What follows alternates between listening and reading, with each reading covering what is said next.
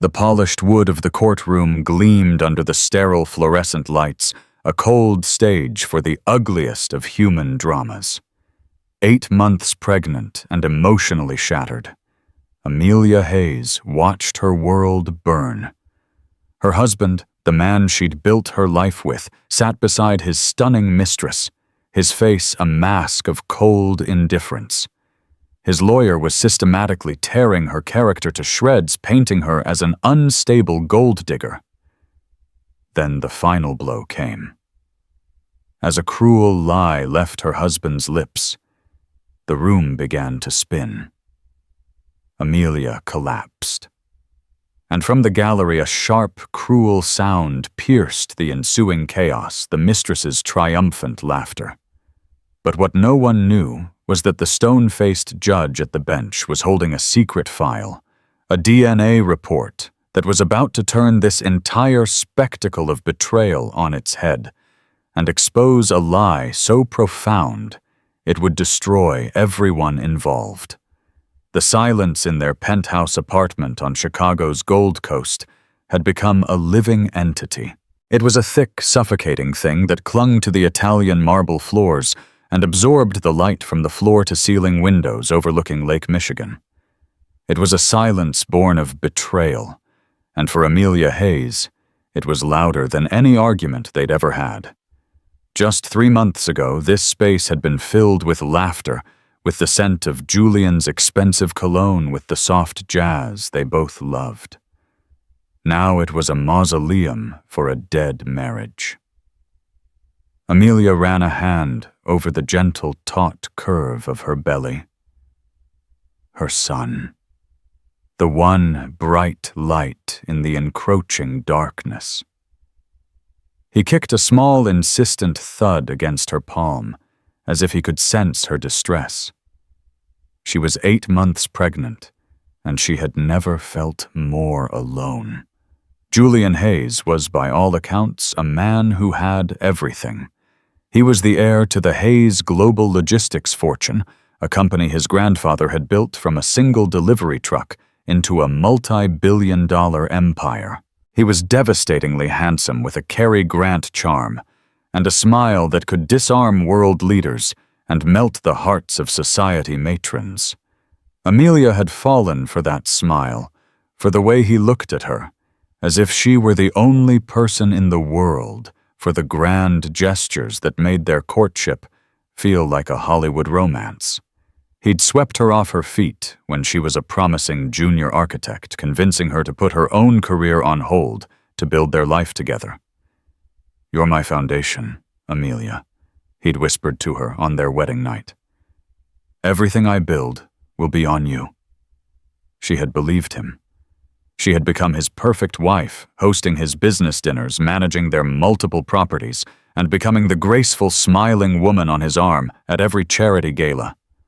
She had poured herself into him, into them, until there was little of the old Amelia left.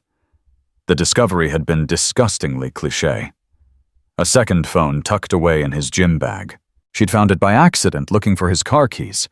The screen lit up with a message, "Can't wait to have you all to myself tonight.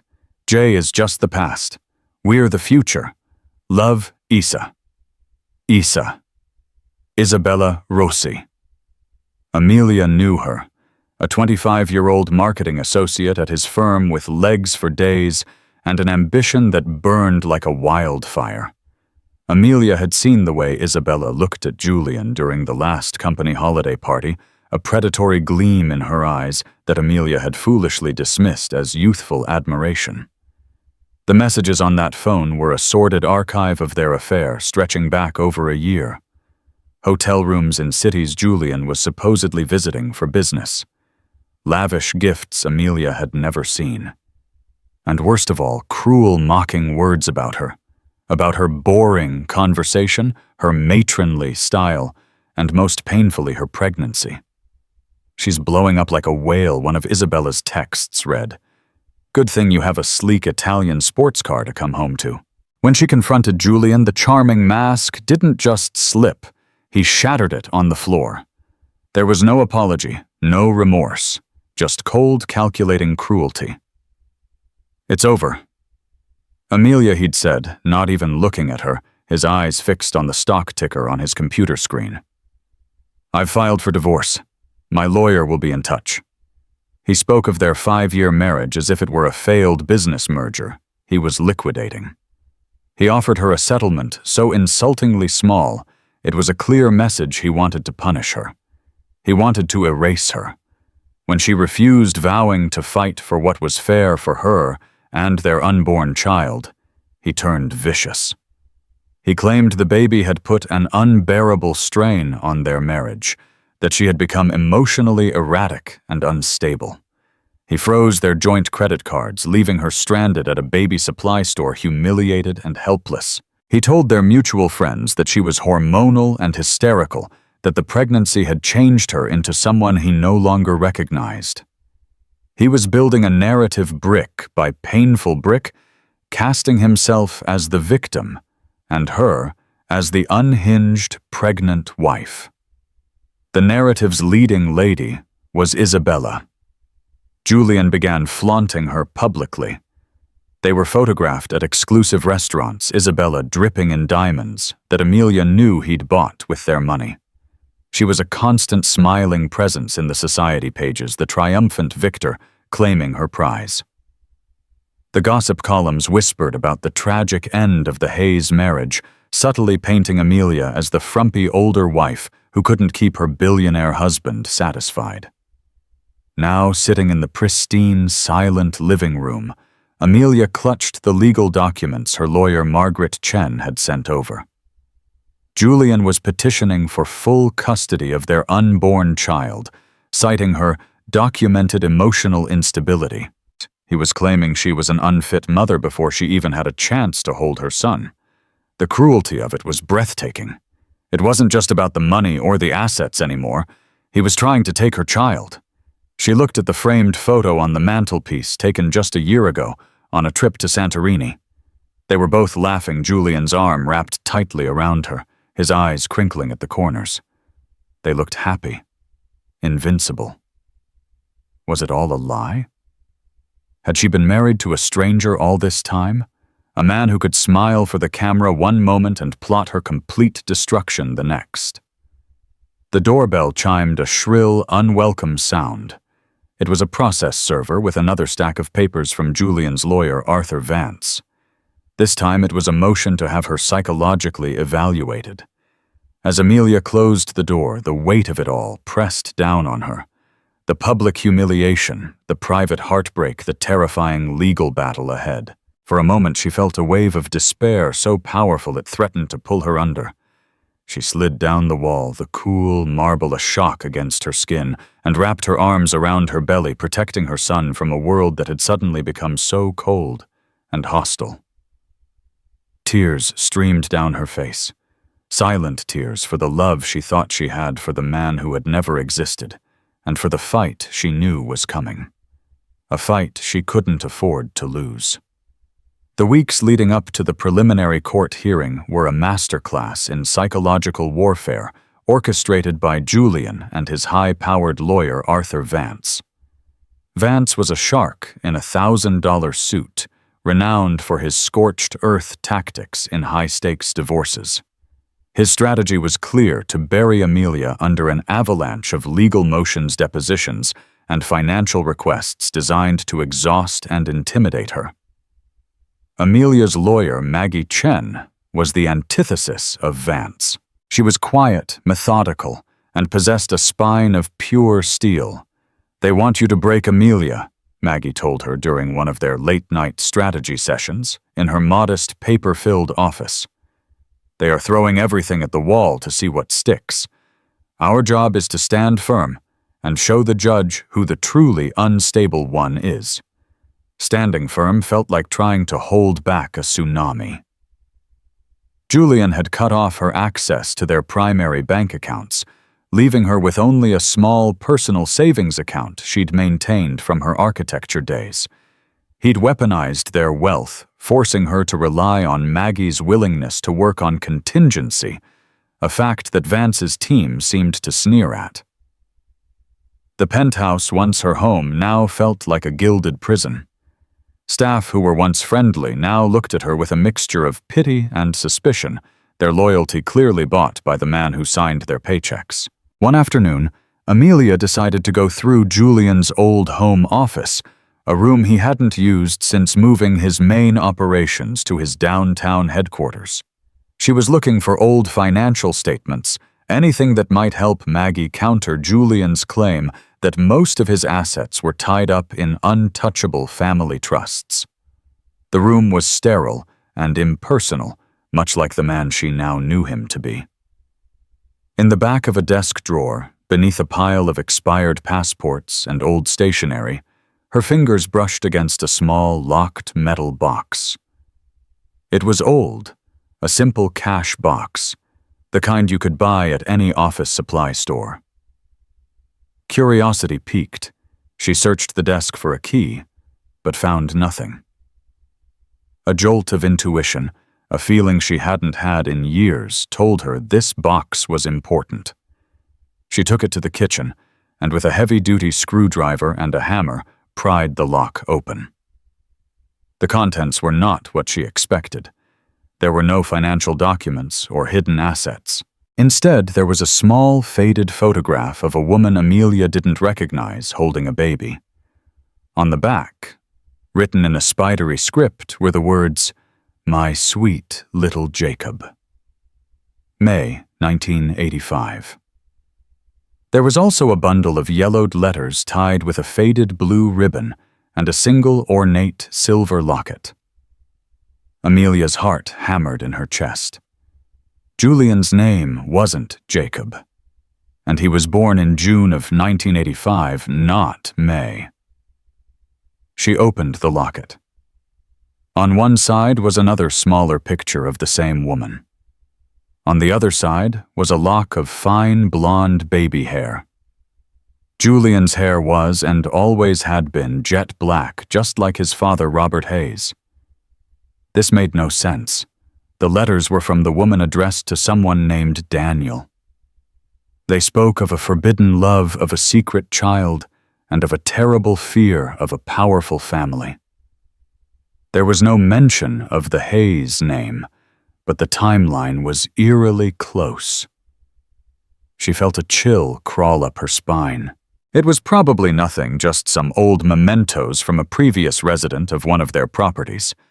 Julian was a pack rat for strange objects, yet she couldn't shake the feeling that she had stumbled upon something significant, a loose thread in the perfect tapestry of the Hayes family legacy.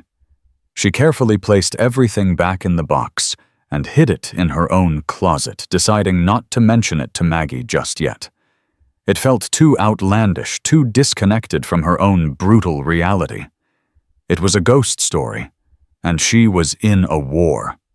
The war escalated. Vance's team deposed Amelia's friends, her family, even her former colleagues from the architecture firm she'd left 5 years ago.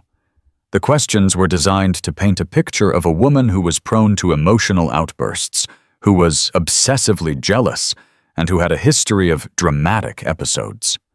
They twisted a story about her crying at a sad movie into evidence of manic depression. They used the fact that she'd quit her job to marry Julian as proof that she was a gold digger from the start. Meanwhile, Isabella Rossi was playing her role to perfection. She gave a tearful exclusive interview to a popular online magazine styled as a brave woman who had fallen in love and was now being unfairly villainized. Julian and I had a connection he never had with his wife, she'd said, dabbing a perfectly manicured finger at her dry eye. His marriage was a business arrangement. Ours is love. I just want him to be happy, and for everyone to move on peacefully. She even had the audacity to speak about Amelia's baby. I will love that child as if it were my own, she'd proclaimed, a statement that made Amelia physically sick. The day before the hearing, a courier delivered a large bouquet of funereal white lilies to the penthouse. The card was unsigned, but the message was clear. It was a symbol of death of surrender. Julian was telling her to give up, The scent of the lilies filled the apartment, thick and cloying like the silence. That night, Amelia couldn't sleep. She sat in the nursery she had so lovingly decorated, the pale moonlight streaming through the window, illuminating the empty crib. She held the small locked box in her hands. Who was Jacob? Who was the woman in the photograph? It was a puzzle she couldn't solve, and she had a feeling that the missing pieces were far more dangerous than she could ever imagine. The storm had gathered, and tomorrow it would break directly over her head in a courtroom filled with strangers, and she would have to stand in the eye of it alone. The courtroom was a study in intimidating architecture. Soaring mahogany walls, a stern-faced bailiff, and an elevated judge's bench that resembled a throne all contributed to an atmosphere designed to diminish anyone who stood before it. Amelia, her body aching from the weight of her baby, and a sleepless night, felt herself shrink as she took her seat beside Maggie. The gallery was filled with whispers. Reporters scribbled furiously in their notepads. She could feel the stares of their former friends, people who had toasted their marriage at their wedding, and now watched her ordeal as if it were a spectator sport. Across the aisle sat Julian and his legal team. He looked impeccable in a custom-tailored navy suit, his face a carefully composed mask of somber concern. He wouldn't look at her. Instead, his attention was focused on Isabella, who sat in the front row of the gallery. She was dressed in a demure cream-colored dress, a picture of supportive grace. But when her eyes met Amelia's, there was a flash of pure, undisguised triumph. She gave a small, almost imperceptible smile, a gesture of victory that felt like a physical blow. The judge entered. Judge Eleanor Harding was a woman in her late 60s with a formidable reputation. Her sharp eyes, framed by wire-rimmed glasses, swept across the courtroom, missing nothing. She did not seem like a woman who would be easily swayed by charm or theatrics. A tiny flicker of hope ignited in Amelia's chest. The proceedings began. Arthur Vance, smooth and self-assured, rose to give his opening statement. He painted a masterful, poisonous portrait of Amelia. He spoke of a whirlwind romance, where a vulnerable, incredibly wealthy man was targeted by an ambitious social climbing architect. He described a marriage that was happy only on the surface, plagued by Amelia's increasingly erratic behavior and possessiveness. Mr. Hayes did everything he could, Vance said, his voice dripping with false sympathy. He provided a life of luxury, of comfort, of security, but it was never enough. And when Mrs. Hayes became pregnant, an event that should have been a joyous occasion, her instability escalated. Her hormonal swings became violent mood swings. Her jealousy became paranoia. Mr. Hayes, fearing for his own safety, and more importantly the safety of his unborn child in such a volatile environment, made the most difficult decision of his life: to end the marriage. Every word was a carefully crafted lie, a twisting of their shared history into something unrecognizable and ugly. Amelia felt a hot flush of anger and humiliation. She wanted to scream, to stand up and call him a liar, but Maggie's calm hand on her arm kept her seated. "Breathe," Maggie whispered. "This is what they do. It's just noise." When it was Maggie's turn, her approach was the opposite of Vance's. She was calm, factual, and direct. "Your Honor," she began, her voice clear and steady, "what you have just heard is a work of fiction. A desperate, malicious narrative created by a man trying to avoid his legal and moral obligations. The evidence will show that Amelia Hayes was a loving, supportive wife who gave up her own promising career to support her husband's. The evidence will also show that Mr. Hayes engaged in a long-term calculated affair, draining marital assets to fund a lavish lifestyle with his mistress, Ms. Isabella Rossi, who is sitting right there in the gallery.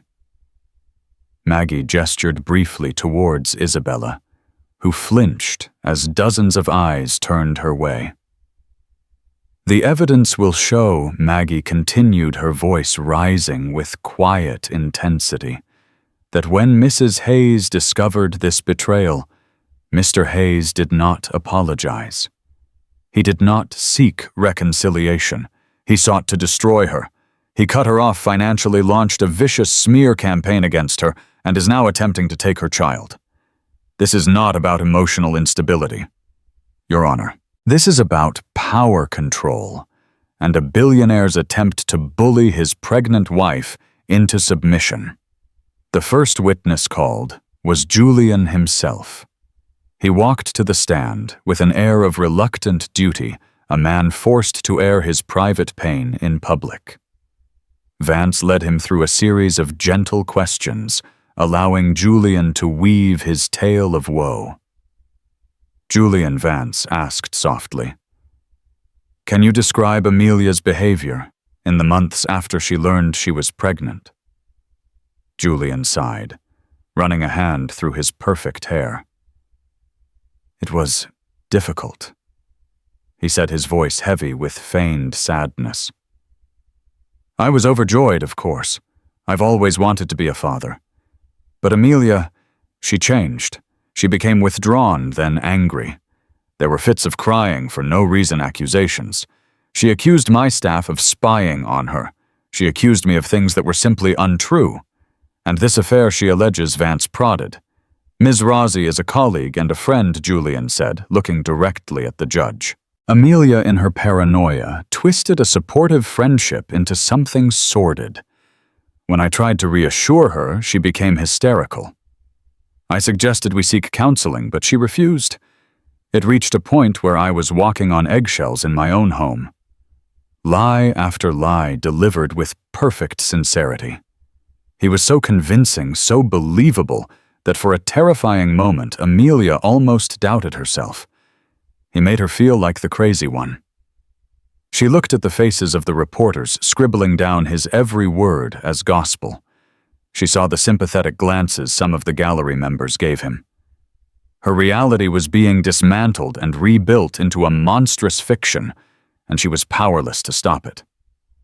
Maggie began her cross-examination. Her questions were sharp, precise, and backed by evidence. She presented credit card statements showing tens of thousands of dollars spent on jewelry from Tiffany's, none of which Amelia had ever received. She showed hotel bills from a resort in Bali. For 2 people during a week, Julian was supposed to be at a tech conference in Seattle. With each piece of evidence, Julian had a smooth, plausible explanation. The jewelry was a corporate gift. The hotel booking was a mistake made by his assistant, which was later canceled. He was a master of deflection, of plausible deniability. He remained calm, unflustered, the picture of a wronged man. As the day wore on, the weight of the lies pressed down on Amelia. The air in the courtroom grew thick and stale. Her back ached, her feet were swollen, and the baby was pressing uncomfortably against her ribs. She watched Julian on the stand, this handsome stranger who knew all her secrets and was using them to ruin her. The love she had felt for him had curdled into a toxic mixture of grief and rage. This wasn't a divorce, it was an execution, and as Judge Harding called for the midday recess, Amelia knew the worst was yet to come. Her turn on the stand, her trial in the theater of lies. The lunch recess offered no respite. Amelia couldn't eat the food, tasting like ash in her mouth. She spent the hour in a small, windowless conference room with Maggie going over the questions Vance was likely to ask. Each potential question felt like a needle probing at her most vulnerable spots. Her decision to leave her career, her emotional state during the early difficult months of her pregnancy, her reaction to discovering the affair. "He will try to make you angry, Amelia." Maggie warned, her gaze steady and serious. "He will provoke you. Twist your words and try to elicit the very hysterical reaction he's been fabricating. You cannot give it to him. Stay calm. Answer only the question asked. Be brief. We cannot let him turn this into a circus." Amelia nodded, though her heart felt like a trapped bird beating against her ribs. "I'll try, Maggie. I'll try." When she was called to the stand, a hush fell over the courtroom. Every step she took felt momentous, the short walk from the table to the witness box, feeling like a mile. She settled into the chair, her hands clutching each other in her lap, her swollen belly a prominent shield in front of her. She avoided looking at Julian, but she could feel his cold gaze on her.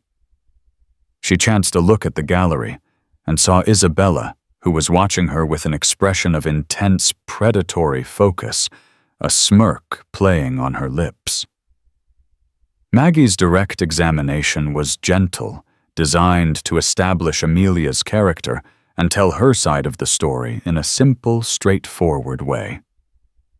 Amelia spoke of her love for Julian, of their shared dreams of a family, of her excitement about the baby.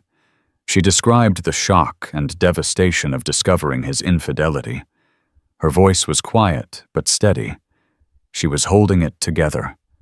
Then Arthur Vance rose for his cross-examination. He approached the witness box with a slow, deliberate pace, a faint, condescending smile on his face. "Mrs. Hayes," he began, his voice silky smooth. "You claim you gave up a promising career in architecture to marry my client. Is it not true that at the time your firm had just lost a major contract and was facing significant layoffs? There were financial difficulties at the firm, yes, but so it's possible your career wasn't so much given up as it was already failing." Vance interrupted, cutting her off. "And that marrying a Hayes was a rather convenient safety net." "Objection, Your Honor." "Counsel is badgering the witness and mischaracterizing her testimony," Maggie said, rising to her feet. "Sustained," Judge Harding said, her eyes fixed on Vance. "Watch your tone, Mr. Vance." Vance gave a slight bow of his head, but the damage was done. He continued his assault, picking apart every aspect of her life. He brought up an email she had sent to her sister, complaining about morning sickness and feeling overwhelmed. "Would you describe yourself as overwhelmed and depressed in this email, Mrs. Hayes?" "I was having a difficult first trimester. It's normal for—" "But you were depressed, weren't you? So depressed that you couldn't even handle the normal rigors of pregnancy. How would you possibly handle the stress of a newborn?" On and on it went. He twisted her grief into instability, her anger into irrational rage. He made her sound like a fragile, pathetic creature on the verge of a complete breakdown. Amelia focused on a spot on the wall behind the judge's head, trying to dissociate, to retreat to a place in her mind where his words couldn't touch her. She gave short, clipped answers, her voice growing thinner with each question. Then came the final brutal blow. "Mrs. Hayes Vance," said his voice dropping to a conspiratorial whisper that still carried through the silent courtroom. "Isn't it true that 2 weeks before you claim you discovered my client's alleged affair, you had a meeting with a prominent divorce attorney, a Mr. David Chen, who happens to be your own counsel's husband? Isn't it true that you were planning to divorce Mr. Hayes all along, and that this story of an affair is a fiction you concocted to secure a larger settlement?" The lie was so audacious, so utterly baseless that it took Amelia's breath away. Maggie's husband was a tax attorney, not a divorce lawyer. Amelia had never met him. It was a complete fabrication designed to make her look like a scheming, greedy liar. That's not true, she stammered, her composure finally cracking. I never met him. I would never. Oh, but you did. Mrs. Hayes Vance pressed, sensing her unraveling. Are you now committing perjury under oath? Her head began to spin. The faces in the courtroom started to blur. She looked at Julian, pleading with her eyes for him to stop this, to end this nightmare.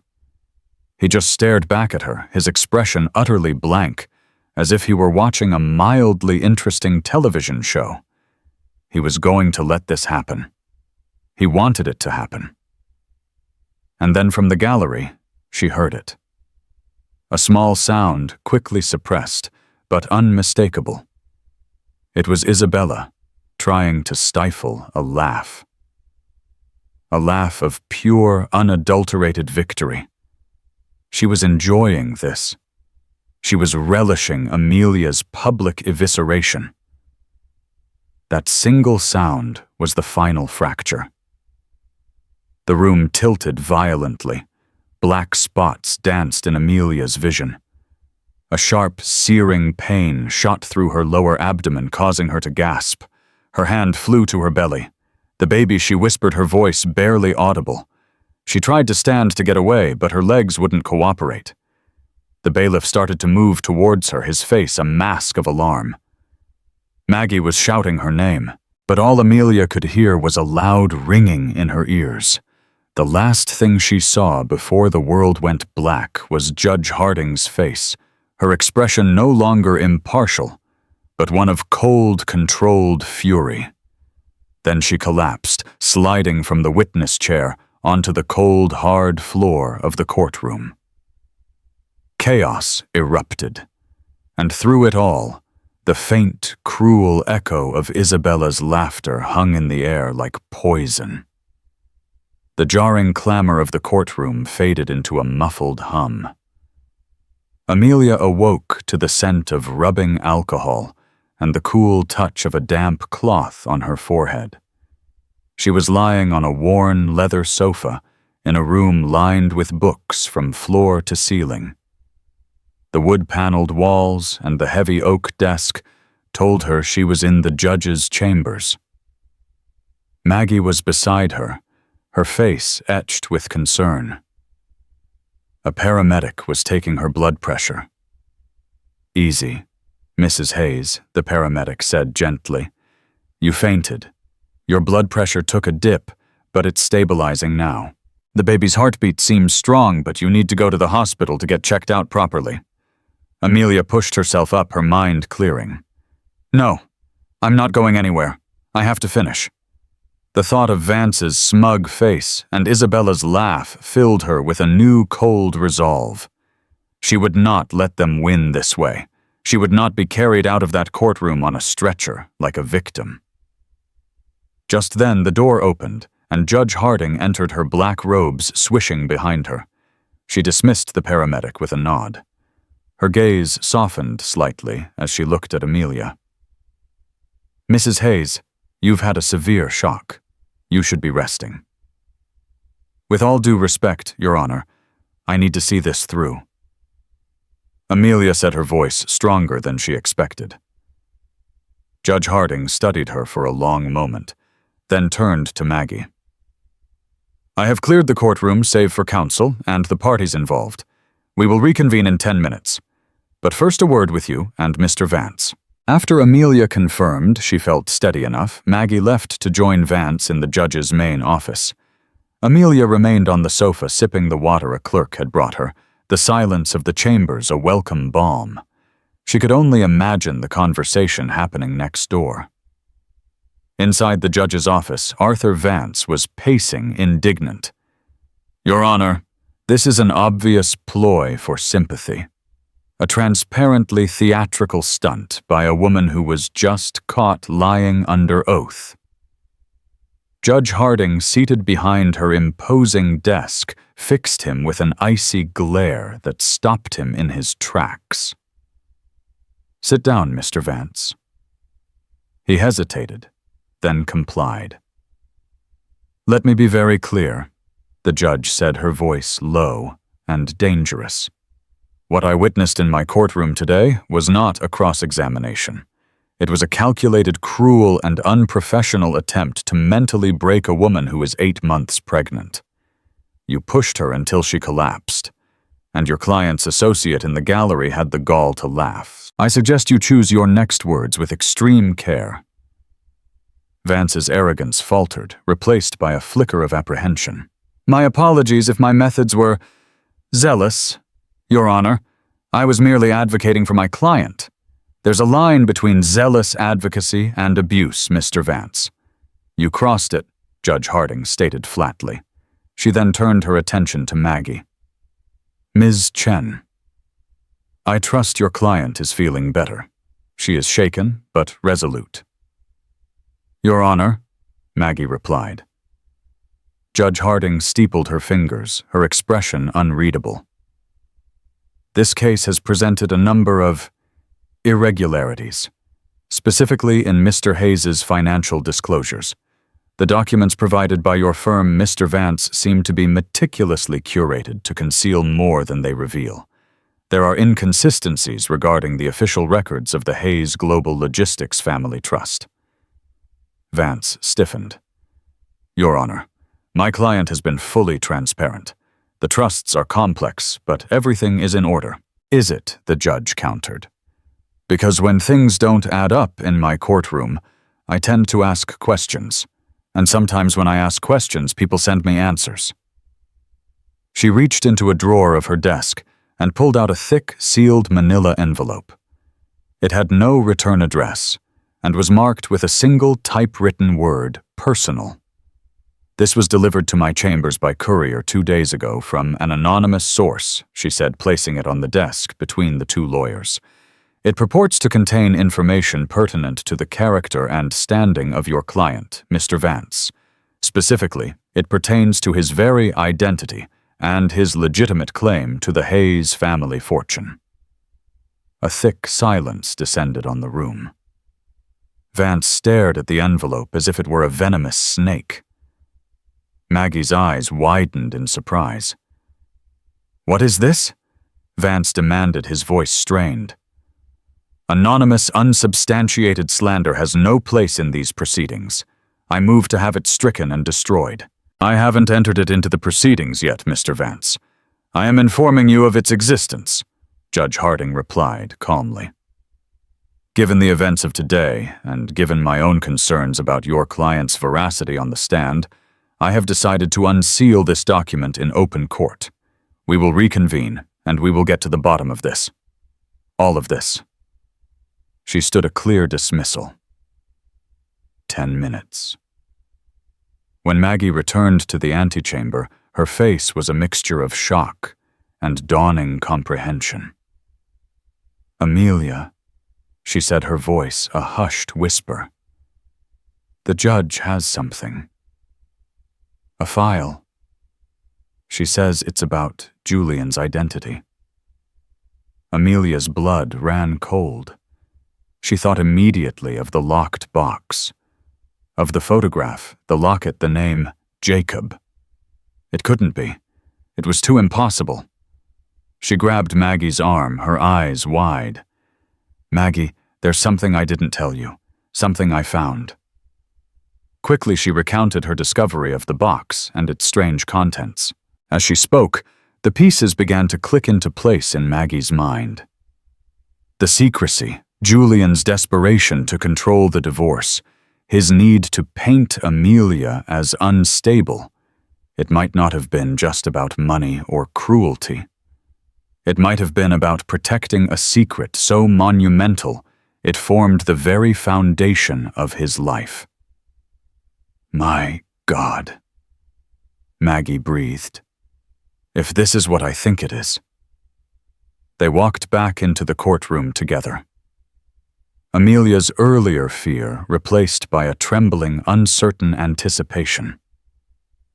The room was empty except for Julian Vance and Isabella, who had been permitted to stay. Julian was whispering furiously to Vance, his composed facade gone, replaced by a sheen of sweat on his brow. Isabella looked confused and annoyed, as if this delay were a personal inconvenience. They all rose as Judge Harding took the bench. She held the thick manila envelope in her hand. The air was electric with tension. Mr. Hayes, the judge, said, her voice ringing with authority. "During your testimony, you swore an oath to tell the truth, the whole truth, and nothing but the truth. We are about to find out if you honored that oath." She took a letter opener and slit the envelope.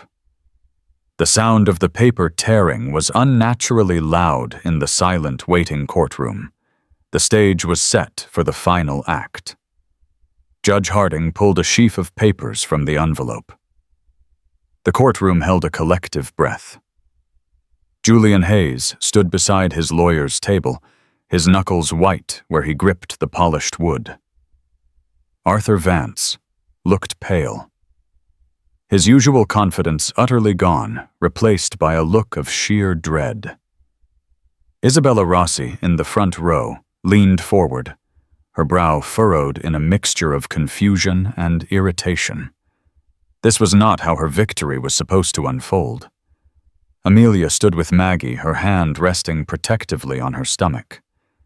The pain from her collapse had subsided into a dull ache, overshadowed by the electric tension that crackled in the air. She thought of the small, faded photograph of the baby boy named Jacob, and her heart hammered against her rib. This file. Judge Harding began her voice. "A clear, commanding bell is a comprehensive report from a private investigator. It seems someone with intimate knowledge of the Hayes family has a conscience." She paused, letting the weight of her words settle. The report details a long-hidden secret, one that goes to the very heart of this case, as it concerns matters of fraud, inheritance, and identity. She held up the first document. It was a copy of a birth certificate. "This is the official birth certificate of Julian Robert Hayes, born June 12, 1985, to Robert and Eleanor Hayes. The document this court and the world accepts as fact." Then she held up a second document. "And this," she said, her voice dropping slightly, "is a copy of another birth certificate. For one Jacob Miller, born May 5, 1985, to a Ms. Catherine Miller, a young nurse who worked at the same hospital where Eleanor Hayes was a long-term patient being treated for infertility." Julian flinched as if he'd been struck. The name. Jacob. Amelia's breath hitched in her throat. "The report details a tragic story," the judge continued, her eyes scanning the pages. "A story of a desperate couple, Robert and Eleanor Hayes, unable to conceive an heir to their vast fortune. And a story of a young single mother with no resources. An illegal private adoption was arranged. A cash payment was made. And the baby, Jacob Miller, was given to the Hayes family. The hospital records were falsified, and Jacob Miller ceased to exist. In his place, Julian Hayes, the miracle baby, was born." A collective gasp went through the small remaining audience in the courtroom. Vance slumped into his chair, looking utterly defeated. Isabella's perfectly made-up face was a mask of disbelief. This is preposterous," Julian finally choked out, his voice cracking. "It's slander-forged documents from some disgruntled employee, I thought you might say," that Judge Harding said calmly. She pulled the final, most damning document from the file. "Which is why the source also included this. It is a certified lab report containing the results of a DNA test." She held it up for the court to see. "The test compares DNA secretly obtained from a drinking glass used by your father Robert Hayes at his country club with DNA obtained from a coffee cup you used last week, Mr. Hayes. The samples were provided to the investigator by a trusted longtime member of the Hayes household staff who believed a great injustice was being done to Mrs. Hayes. The room was deathly silent. The results are conclusive," Judge Harding declared, her voice resonating with finality. The probability of Robert Hayes being your biological father is 0%. You, Mr. Hayes, are not a Hayes by blood. You are, in fact, Jacob Miller. The name spoken aloud in the sanctum of the court seemed to hang in the air, shattering the illusion of Julian's entire life. He staggered back, his face ashen. The charm, the arrogance, the cold control, it all melted away, revealing a terrified, desperate man. He was a fraud. His entire life, his name, his inheritance, it was all built on a lie. And suddenly everything made a terrible kind of sense to Amelia. His obsession with legacy, his desperation for a biological child, a true Hayes heir to solidify his tenuous claim, his willingness to destroy her rather than risk a contentious divorce that might unearth his family's secrets. Her pregnancy hadn't been a threat to their marriage. It had been a threat to his lie. But that is not all the judge said, her gaze now turning to Isabella. The file contained more. It included text messages between Julian and Isabella. Messages that went far beyond mocking Amelia. They detailed a plan. Judge Harding read one aloud. Once the baby is born, we file for full custody. With her history of instability, no court will side with her. We raise him as our own, the true Hayes heir. She'll be left with nothing. Signed, J. The callous, premeditated cruelty of it sucked the air from Amelia's lungs. They weren't just going to leave her. They were going to steal her son. Isabella Rossi finally seemed to grasp the magnitude of what was happening. The man she had attached herself to was not the powerful heir to a billion-dollar dynasty. He was an imposter with a false name, and as of this moment, no access to the Hayes fortune. The life of luxury she had envisioned, the status she had craved, it was all turning to dust before her eyes. The blood drained from her face. Her prize was worthless. Julian stared at Amelia, his eyes wide with a horrifying cocktail of hatred, fear, and pleading. In that moment, she didn't see the monster who had tried to destroy her. She saw a pathetic, frightened little boy named Jacob, who had built a palace on a foundation of sand and was now watching it get washed away by the tide. Judge Harding laid the papers down on her bench. "Mr. Vance," she said, her voice like chipping ice, "given that your client has perjured himself, committed fraud on this court, and appears to have engaged in a conspiracy to unlawfully deprive a mother of her child, I believe we are done here for today. All prior motions are dismissed. All marital assets are hereby frozen pending a full investigation into the Hayes estate, and temporary sole custody of the unborn child is granted to Mrs. Hayes with a permanent restraining order against Mr. Hayes and Ms. Rossi." The gavel came down with a sharp, definitive crack. It was the sound of Julian's world ending, and the sound of Amelia's new one beginning. The aftermath was swift and brutal. As soon as Judge Harding's gavel fell, Arthur Vance, a man whose loyalty extended only as far as his client's bank account, turned to Julian and spoke 3 quiet, devastating words. "We are done." He packed his briefcase and walked out of the courtroom without a backward glance. Julian stood frozen, a statue of ruin. He was no longer Julian Hayes, the titan of industry. He was Jacob Miller, a ghost in a borrowed suit.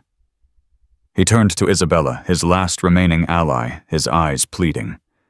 She looked back at him not with love or sympathy, but with pure, unadulterated contempt. The man she had bet her future on was a fraud. "Don't you dare look at me!" she hissed, her voice low and venomous. She grabbed her purse and practically fled the courtroom, pushing past the reporters, who were now swarming at the doors, sensing a story far bigger than a simple society divorce. The last person Julian looked at was Amelia. Their eyes met across the now empty space. There was no triumph in her gaze, no "I told you so." The rage had burned out, leaving behind only a profound, aching sadness for the life they could have had, and for the man he never was. She gave him a slight, almost imperceptible nod, a final silent acknowledgement of the end, and then turned her back on him for the last time, letting Maggie guide her out a private side exit. The news exploded. The Hayes heir hoax became the headline of every major news outlet. The story of the secret adoption, the falsified records, and Julian's or Jacob's fraudulent claim to the family fortune was a scandal of epic proportions. The Hayes family, notoriously private, was plunged into a firestorm of public humiliation and legal battles. Robert Hayes, a titan brought low by his own deceit, suffered a major stroke. The empire began to crumble under the weight of its own lies. The divorce proceedings became a mere formality. With his identity exposed and the true Hayes family relatives contesting his entire life's claim, Julian had nothing left to bargain with. The penthouse, the cars, the stocks, none of it was legally his to give or withhold. The court awarded Amelia a generous settlement from the legitimate marital assets accrued during their 5 years together, more than enough for her and her son to start over. The custody battle vanished. Julian was in no position to fight for a child, and he made no attempt to. He disappeared from public life, swallowed by the scandal he had desperately tried to avoid. Amelia heard a rumor that he had left the country living under his birth name, Jacob Miller, a man without a past or a future. Amelia moved out of the cold, silent penthouse and into a bright, airy apartment in a quieter neighborhood. It was smaller, cozier, and for the first time in years it felt like her own. She filled it not with expensive art and designer furniture, but with comfortable chairs, shelves of books on architecture, and the scent of baking bread. She reconnected with her old self, the woman who had existed before Mrs. Julian Hayes. She started sketching again, her designs more innovative and personal than ever before. The fire for her career, which she thought had been extinguished, was rekindled into a steady, confident flame. 2 months later, in the quiet of a new morning, she gave birth to a healthy, beautiful boy. She named him Ethan. Not Hayes, not Miller, but Carter, her own maiden name. As she held him in her arms for the first time, his tiny fingers wrapping around hers, the last vestiges of her old life fell away. The pain, the betrayal, the public humiliation, it all faded in the overwhelming, fierce love she felt for her son. He was not a legacy or an heir to a fraudulent fortune. He was simply hers. One crisp autumn afternoon, a few months later, Amelia sat by her window, rocking Ethan to sleep. The city buzzed with life below, but in her small apartment, there was only peace. A package had arrived earlier that day. It was the small metal box she had found in Julian's old desk. Maggie had retrieved it for her. Inside the photograph of the young woman Catherine Miller and her baby Jacob looked up at her. With a new sense of understanding, Amelia no longer saw a ghost story, but a tragedy. A story of a mother who had lost her son. She thought about Julian one last time, not with anger, but with a strange, distant pity. He had spent his entire life terrified of being exposed, and in doing so had become a man whose character was as false as his name. He had chased a legacy that was never his, and in the process had destroyed any chance of creating a real one of his own. Ethan stirred in her arms, his breath warm against her skin. She looked down at his perfect sleeping face. This was her legacy. Truth, resilience, a love that was real and unconditional. The courtroom drama felt like a lifetime ago, a scene from someone else's story. She had walked through fire and emerged not burned but forged. She was no longer just a wife or a victim. She was Amelia Carter, an architect, a mother and a survivor, finally stepping into the dawn of a life that was entirely beautifully her own. The story of Amelia Hayes is a harrowing reminder that the truth, no matter how deeply buried, always finds a way to the surface. It's a testament to the incredible resilience of the human spirit in the face of unimaginable betrayal. We see how a life built on lies is destined to crumble, and how true strength is often discovered in our darkest moments. Have you or someone you know ever faced a situation where everything you believed in was turned upside down? How do you think you would react if you discovered a secret that changed your entire reality? Share your thoughts and stories in the comments below. We'd love to hear from you. If this story moved you, please give this video a thumbs up and share it with someone who appreciates a powerful tale of justice and rebirth. Don't forget to subscribe to our channel and hit that notification bell so you never miss another incredible real-life story. Thank you for listening.